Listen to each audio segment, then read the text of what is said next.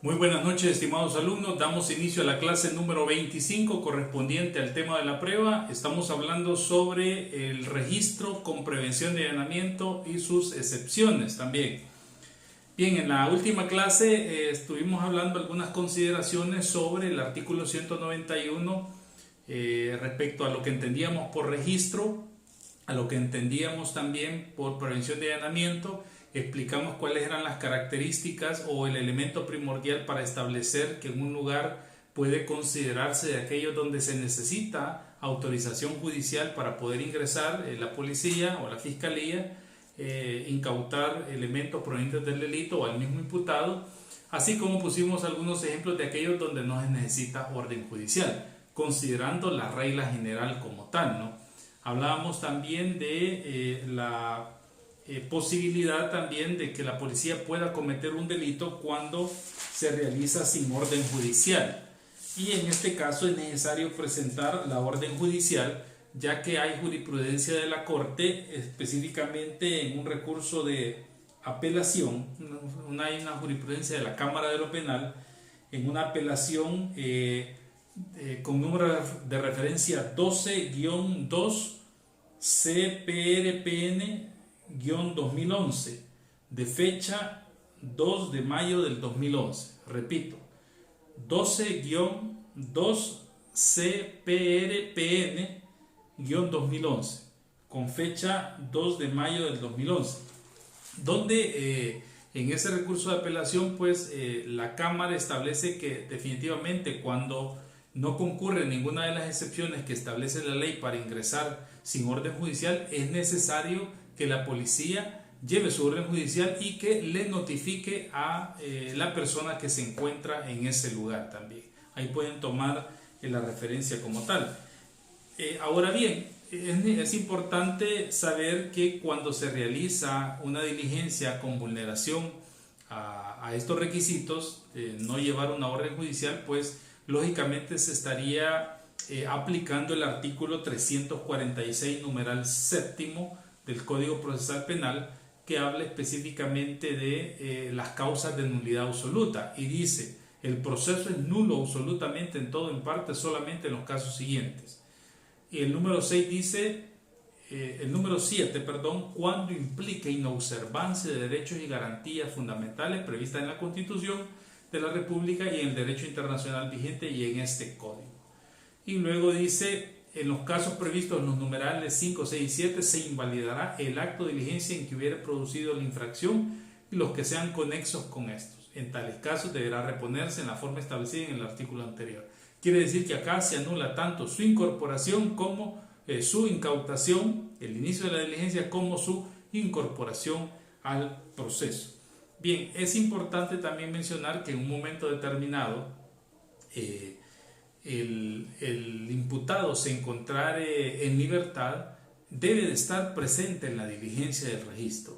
En caso de que el imputado esté con alguna medida sustitutiva de la detención provisional o no tenga ninguna medida y se pide la autorización para un registro, es necesario notificarle para que asista con su defensor, porque eso nos daría la garantía del derecho a la contradicción. Recordemos que cuando se habla de un registro estamos hablando de un acto procesal y el imputado, dentro de sus derechos que tiene, está a participar en todas las etapas del proceso y aportar todos los medios probatorios que él estime necesarios, como también a contradecirlo. En ese momento pues tendría que convocarse al imputado junto con su defensor para que puedan participar de esta diligencia policial. Por otro lado, volvamos al artículo 191 del Código Procesal Penal. Vamos a seguir analizando algunos aspectos de esta disposición que son importantes relativos al registro. El artículo 191 dice de la siguiente manera: dice, deberán solicitar, dice ya en la parte de en medio del inciso primero, deberá solicitar al juez la expedición de una orden de registro de este lugar, quien deberá resolver en un plazo no mayor a 2 horas. La falta de resolución judicial en el plazo indicado hará incurrir al juez en responsabilidad penal y la Fiscalía General de la República de oficio informará a la sección de investigación judicial de la Corte. Ahora, está la ley por considerar un acto urgente de comprobación y la naturaleza que reviste de que se ve encontrar evidencia o se ve encontrar el imputado cuya pérdida es de temer también y que al final esto no se complique en una frustración del proceso por una misma negligencia del Estado o una tardanza del Estado aplicando un principio de celeridad, es que limita al juez a que pueda resolver en un término de 2 horas. Hay algunos que piensan que cuando el juez no resuelve en un término de 2 horas, sino que pasa más tiempo, puede caer en una responsabilidad penal. Y de hecho, algunos dicen, mire, en este caso caería en la responsabilidad penal de prevaricato, cosa que habría que analizar, porque si vemos, por ejemplo, el delito de prevaricato, en el Código Penal, lo vemos allá en el artículo 310 del Código Penal, el delito de prevaricato dice de la siguiente manera: el juez que a sabiendas dictare resolución contraria a la ley o fundada en hechos falsos, por interés personal o por soborno, será sancionado con prisión de 3 a 6 años sin inhabilitación especial de su cargo. Si la sentencia fuera condenatoria y proceso penal, la sanción será de 3 a 10 años de prisión. Bueno, y ahí establece otras circunstancias, pero lo que llama la atención es si en realidad se cometería un delito de prevaricato, porque dice el que a sabiendas dictare resolución contraria a la ley o fundada en hechos falsos. El prevaricato es prevalecer, digamos, a una de las partes, de ahí viene su nombre, prevalecer a una de las partes. Ahora, para algunos consideran de que no se configura este delito de prevaricato, en realidad pues porque su resolución es, él da una resolución, el punto es, o el problema es que no la da en el plazo de 2 horas que la ley establece.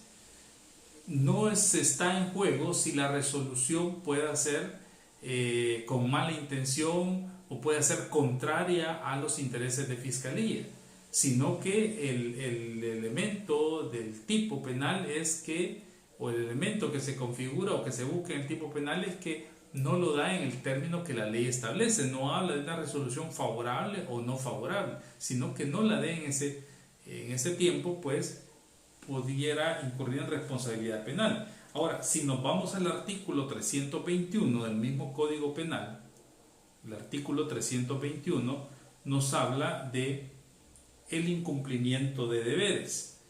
Y acá dice, el funcionario o empleado público, agente de autoridad o el encargado de un servicio público que ilegalmente omitiere, rehusare, hacer o retardare algún acto propio de su función, será sancionado con prisión de 4 a 6 años e inhabilitación especial para el desempeño de su cargo por igual periodo. Cuando el incumplimiento del deber de un lugar a un hecho delictivo sea motivo de otro, la sanción sin el pena. Esta es otra circunstancia. A mi juicio, considero de que se podría caer en una responsabilidad penal de parte del juzgador precisamente en este delito de incumplimiento de deberes. Y esto pues lo relacionamos porque es un funcionario público, y esto lo relacionamos con el artículo 39, numeral 2 del Código Penal, que nos da las categorías de funcionario público, empleado público, agente de autoridad y autoridad pública. Y ahí lo podemos relacionar específicamente en el ordinal segundo, de esto. Bien, entonces volvamos al artículo 191 del Código Procesal Penal.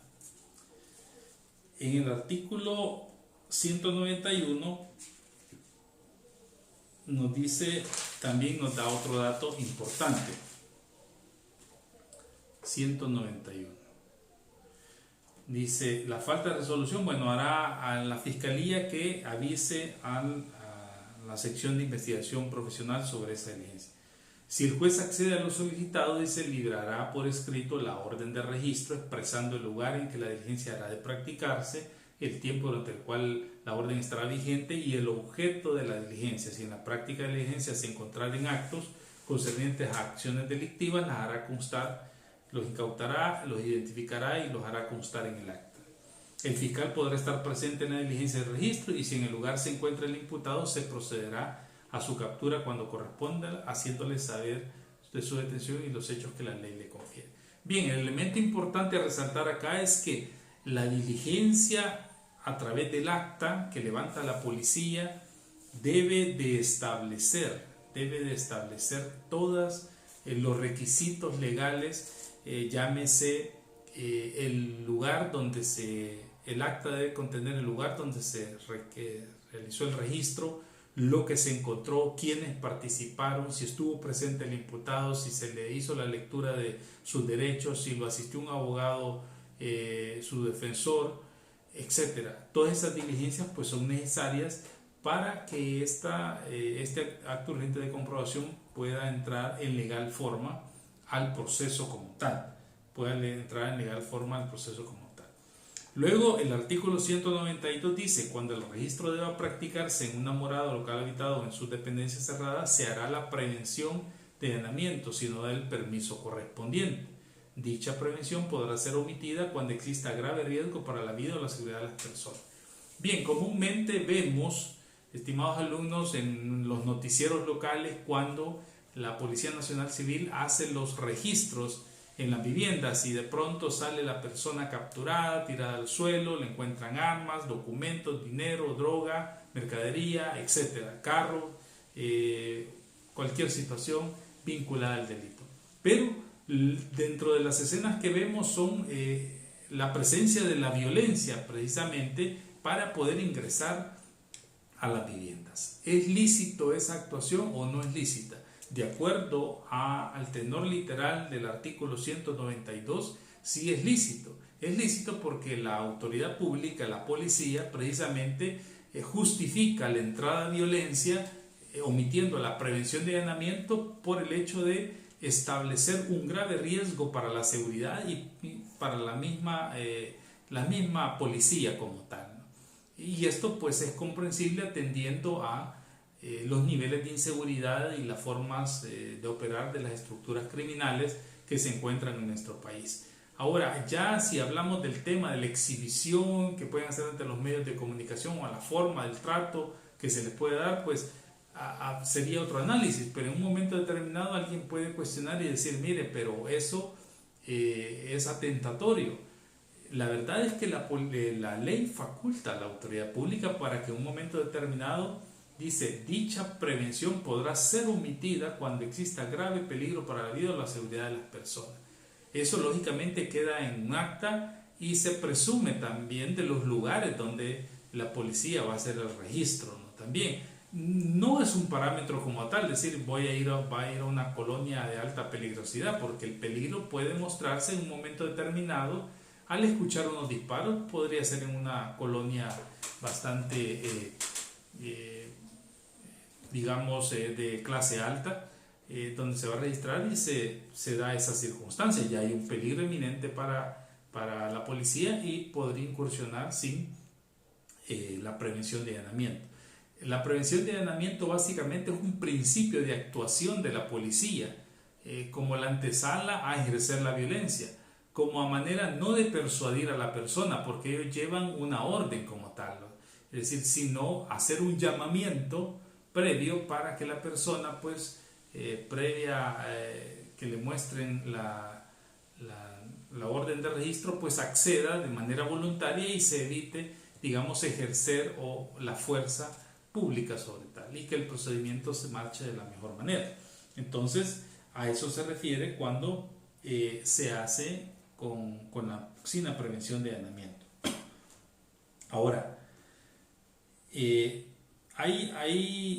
necesario mostrar, digamos, la orden judicial, ¿no? y deben de llevarla, como el número de sentencia que relacioné al inicio de esta charla. Luego dice, practicado el registro, se consignará en el acta su resultado con expresión de las circunstancias útiles para la investigación y, en su caso, las razones por las cuales se omitió la prevención de allanamiento. ¿Sí? Debe de establecerse cuál era el peligro inminente que se estaba presentando en ese momento y por el cual la policía omitió realizar. Luego dice la ley, el acta será firmada por los concurrentes y si alguno no lo hace se dejará constancia de ello. Aquí hay un aspecto importante. Cuando el código derogado establecía que el acta debía ser firmada por 2 testigos hábiles, por 2 testigos. En ese sentido, cuando decía que debía ser firmada por 2 testigos, pues era necesario convocar a 2 personas que dieran fe que el procedimiento se realizó apegado a la ley, sin mayores violencias, en el caso pues que a veces la violencia es inevitable, ¿no? Porque si hay un ataque, digamos, o una forma de escape, pues la policía tiene que actuar y algún grado de violencia va a tener que aplicar o de represión para controlar la situación. Pero la regla general pues es que no se deba de establecer. En la actualidad nuestro Código Procesal Penal no contempla ese requisito. Entonces la pregunta es, ¿será válida la firma o el testimonio de las personas que realizaron la diligencia para dar fe de que todo fue conforme a la ley? Perfectamente de eso se trata, perfectamente eso es lo que la misma ley busca, de que la policía dentro de su profesionalismo actúe lo más apegado a la ley y que en un momento determinado pues pueda cubrirse, digamos, o salvarse esa situación de los 2 testigos, que la ley ya no lo consideró necesario, sino que bastara con la voluntad y la firma de las personas que intervinieron en el registro. Ahora, dentro de estas formalidades llama la atención otro elemento a resaltar. Dice, la orden judicial de registro se notificará al que habite el lugar o cuando esté ausente o a su encargado y a falta de este a cualquier persona mayor de edad que se encuentre en el lugar. Al notificado, dice, se le invitará a presenciar el registro. Cuando no se encuentre a nadie, ello se hará constar en acta. Bien, hay unas circunstancias que acá la ley no previó. Por ejemplo, ¿qué pasaría si llega la policía a un lugar, a una vivienda, y a quien encuentra es a un menor de edad, a un niño que han dejado encerrado, digamos, con su hermanito, que no tiene capacidad de ejercicio, únicamente de goce, pero es un menor de edad, a quien no se le puede hacer un acto de notificación como tal?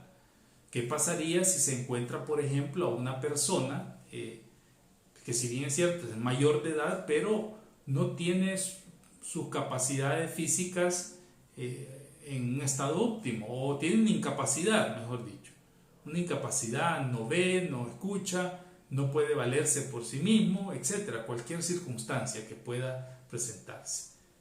Entonces, ¿es válido en ese momento hacer una notificación a esas personas?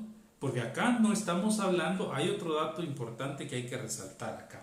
No estamos hablando del tipo de notificación a que se refiere al el artículo 156 de nuestro Código Procesal Penal. El artículo 156 se refiere a la notificación, pero aquel comprende plazos procesales, el diligenciamiento por medio de un empleado, un funcionario del juzgado, algunos requisitos, algunas salvedades también para notificar a una persona, que hasta puede ser por edictos, etc. No se refiere a esto. Este tipo de notificación de una orden judicial con prevención de allanamiento se refiere a un mero acto verbal que va a hacer la autoridad pública hacia la persona, y la muestra también de la orden de registro donde se establece de que hay permiso para ingresar a la vivienda. A eso se refiere. Pero volvamos al punto, ¿qué pasaría en esos casos? ¿Sería válido ingresar a la vivienda cuando se encontró a una persona en estas condiciones, por ejemplo? Sí sería válido, porque si la ley permite lo más, pues puede permitir lo menos. Si la ley permite que aun cuando no se encuentre nadie, media vez se dé la orden, se puede ingresar, pues entonces también se pudiera ingresar en estas circunstancias sin que haya una violación al debido proceso o sin que haya una violación a un derecho a la intimidad de estas personas. En todo caso, pues hay una orden judicial.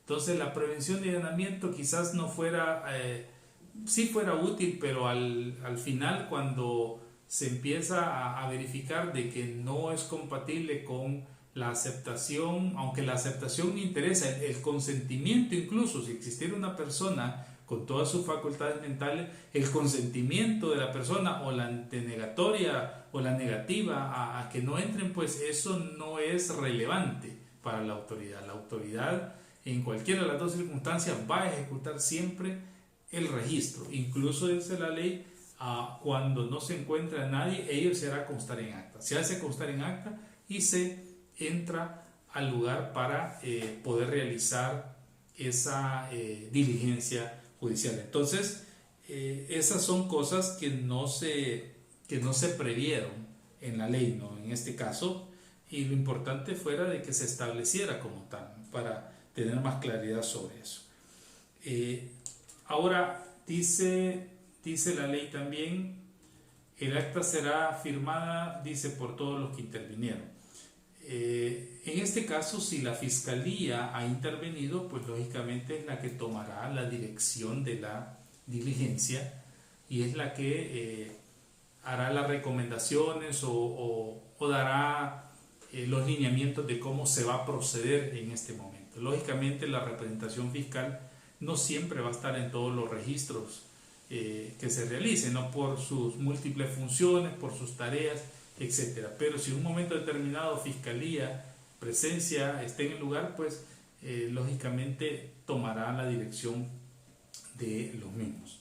Ahora, dice el artículo 194, horas de registro y de allanamiento. Los registros y allanamientos se podrán practicar las 24 horas del día con orden judicial. Dice bien, los registros y allanamientos se podrán practicar las 24 horas del día con orden judicial. Esto trajo una innovación respecto al código derogado, porque en el código derogado se establecía de que los registros y allanamientos se podían establecer en horas del día. Sin embargo, la ley, previendo de que una diligencia de tal magnitud nos va a servir para recabar la evidencia al imputado y que esta pues es necesaria para todos los fines acusatorios y también de defensa del imputado, no podía dejar espacios de realizar esta diligencia únicamente en horas del mediodía o del día, sino que dentro de las 24 horas. En ese sentido, pues no hay restricciones para que puedan realizarse en cualquier momento que la autoridad estime conveniente. Lógicamente lo hacen en horas de la noche o en la madrugada, pues aprovechando el factor sorpresa, ¿no? El factor donde lógicamente se puede encontrar a las personas, hay menos, digamos, menos anuncio de parte de ellos hacia otras personas que pudieran avisarle al presunto infractor, al presunto imputado, pues que la policía va en busca de él o de las cosas que le pertenecen. Entonces, son factores que tienen que ir apareciendo en el lugar. Bien, luego entramos a ver a un detalle muy importante. El artículo 195 nos habla de los allanamientos sin orden judicial. Lógicamente, esta es una excepción a la regla general, ¿no? Aquí estamos hablando de actuaciones que la policía puede hacer en un momento determinado, pero por circunstancias meramente especiales. Y lógicamente, pues, el legislador ha considerado que no hay una vulneración o un choque hacia garantías y derechos constitucionales, porque inmedia la necesidad o la circunstancia especial que puede plantearse, ¿no? Es una excepción. Y dice, la policía podrá proceder al allanamiento sin orden judicial únicamente en los casos siguientes. Número 1, dice, en persecución actual de un delincuente. Bien, en un primer momento hay que entender, cuando hablamos de la persecución actual de un delincuente, estamos hablando que estamos en un periodo de flagrancia, ¿sí? Un periodo de flagrancia. O podríamos darse el caso de que sea una persona que que no precisamente esté en el periodo de la flagrancia, pero que tenga una orden de captura.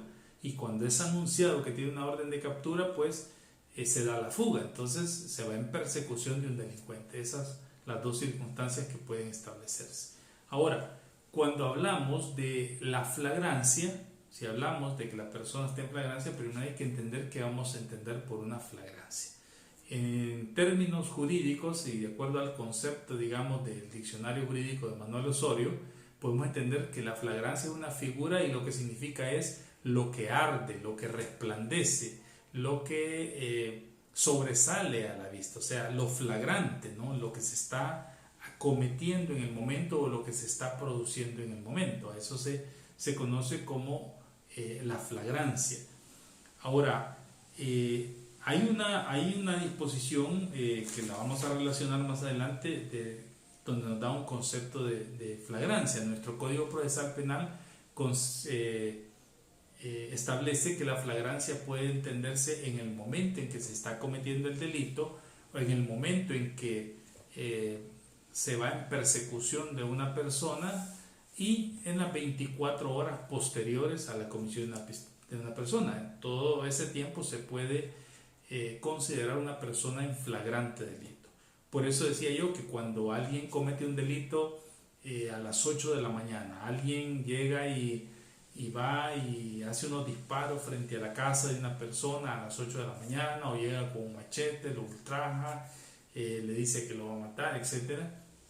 O comete un robo a las 8 de la mañana, si la persona, por ejemplo, llega a las 2 de la tarde a poner la denuncia porque es el momento en que se siente mejor, después de estar alterada, tranquilizarse de los nervios, perfectamente, y sabe dónde está ubicada la persona y puede darle ese dato a la policía, en ese preciso momento, en términos prácticos, hablo en términos prácticos, la policía coordina con el denunciante y van a proceder a la captura de esta persona. Ahora, esta persona se encuentra, por ejemplo, en un local habitado, se encuentra en un local público, pues no habría problema porque está dentro del periodo de la flagrancia, ¿sí? Entonces perfectamente puede ser capturada. Entonces, eso es lo que pasa en términos prácticos. Ahora, hay que comprender algo bien importante. Cuando hablamos de la flagrancia, ese estado es algo que debe de percibirse de parte de la autoridad. La flagrancia nunca se puede presumir. Es necesario de que el agente de autoridad perciba la flagrancia por su sentido, lógicamente, porque lo ve, porque lo escucha y diríamos porque lo siente a través de su olfato, por ejemplo, ¿sí? Pero debe de percibir, es decir, no se puede actuar diciendo en flagrancia, lo pongo entre comillas, cuando no hay una percepción sensorial de eso, ¿sí? Y yo puedo ver a alguien que va corriendo en un momento determinado y alguien dice, mire, me acaba de robar y alcanzo a ver las cosas, aunque no le vea nada, pero lo voy persiguiendo, lo va anunciando a alguien, pues puedo perseguirlo porque se supone de que ha cometido un delito. Indistintamente después puede hacer una falsedad, pero entonces ya correspondería a la otra persona pues denunciarlo y seguir un procedimiento, etc. Pero hay una percepción con mis sentidos de la flagrancia. Por ejemplo, si va la policía ingresando a un pasaje de una colonia, va ingresando a un pasaje y se le acerca a una persona X que vive ahí y le dice, digamos, al encargado de la patrulla de la policía, le dice, miren, la casa número tal, de que está allá en la esquina, allí venden droga y que ahorita allí hay droga, solo está una persona, pero allí hay droga. ¿Será motivo suficiente esa información para considerar de que hay flagrancia y por tanto la policía como tal puede ingresar inmediatamente a esa casa de manera violenta, digamos, porque no va a llevar orden judicial, ingresar y obtener el objeto que está ahí? Definitivamente ahí no podemos hablar de que hay flagrancia.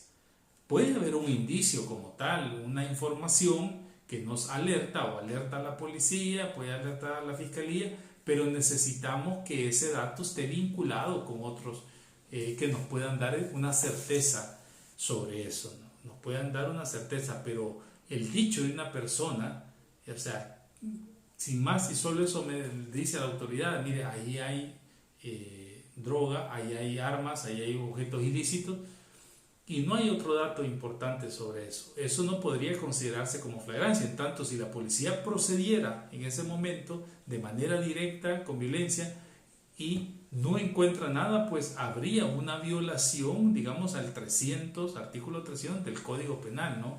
Violación al derecho a la morada.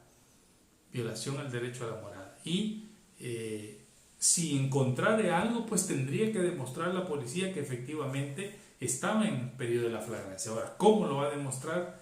Eso sería, digamos, tarea de la investigación, o sería el punto medular, pues, a explicar cómo podría demostrarse en un momento determinado. Porque a todas luces el procedimiento sería nulo en un primer momento. O ahí podríamos hacer el análisis si se actuó, digamos, de buena fe.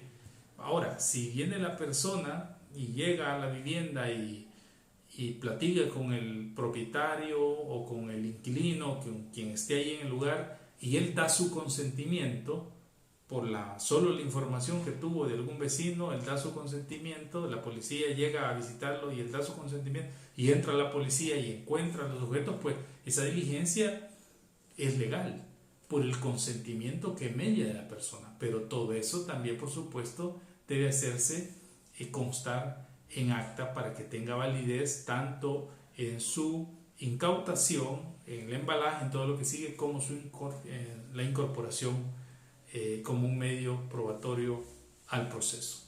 Bien, nos quedamos hasta acá. Pasen muy buenas noches.